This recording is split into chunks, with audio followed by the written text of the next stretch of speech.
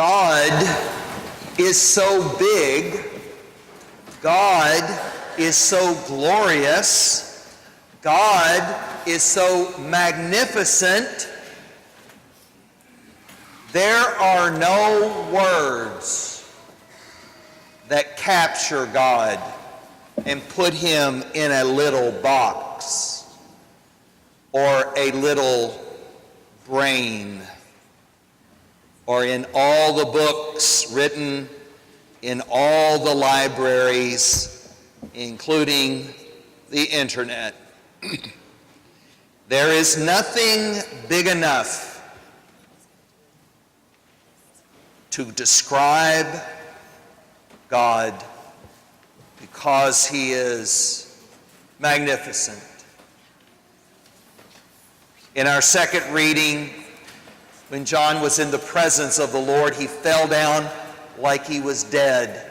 That's how he was overwhelmed by the magnificence of God. But Jesus touched him and raised him up and showed him, I am the first and the last, the Alpha and the Omega. The light, the darkness did not conquer. We keep trying to talk about God.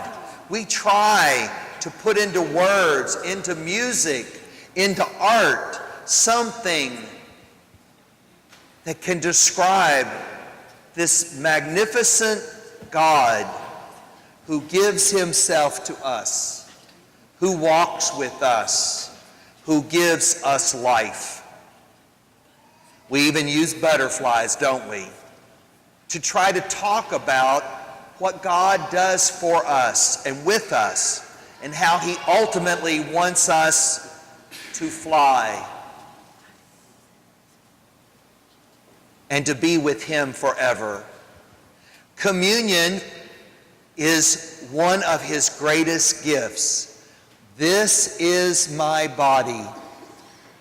This is my blood. Unless you eat my flesh and drink my blood, you have no life in you. Unless I'm with you and in you, and you are in me, I am the life of the world. Come to me. Share this life. You know, God really wants to be known.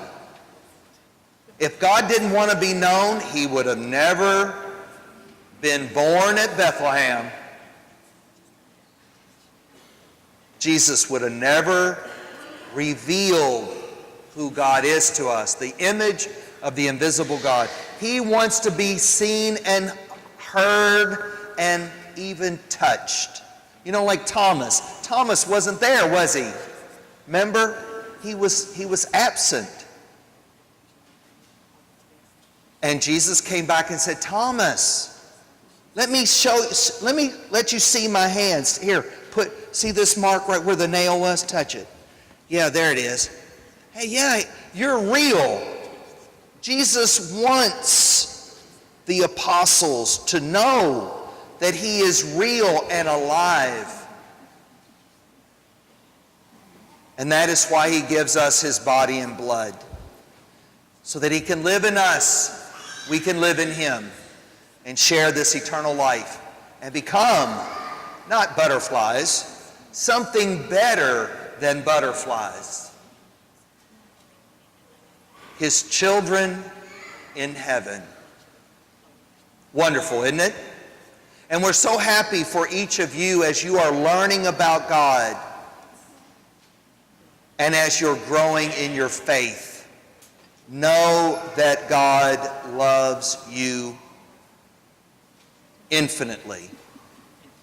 Now, what's that love like? I'm just going to ask you. How many of y'all think your parents love you? I'm asking the first communion. How many of y'all think your parents love you? Excellent. All of them raise their hands. Excellent. Okay, how much do they love you? This that much? Bigger? Is it bigger than this? How many of y'all think it's bigger than this? They love you more. How about this much? Bigger? Bigger? Bigger? Bigger? I can't go any bigger. Is it bigger than that? Yes. Parents, you love your kids more than this? You do. You know what that love is like? It's like God's love. It's infinite, bigger than our arms, forever and ever. That's what God is like.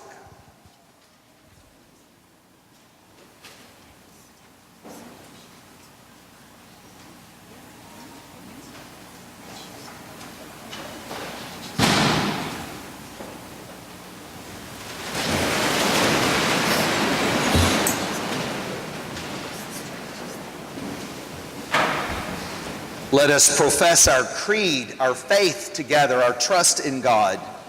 I believe in one God, the Father Almighty, maker of heaven and earth, of all things visible and invisible.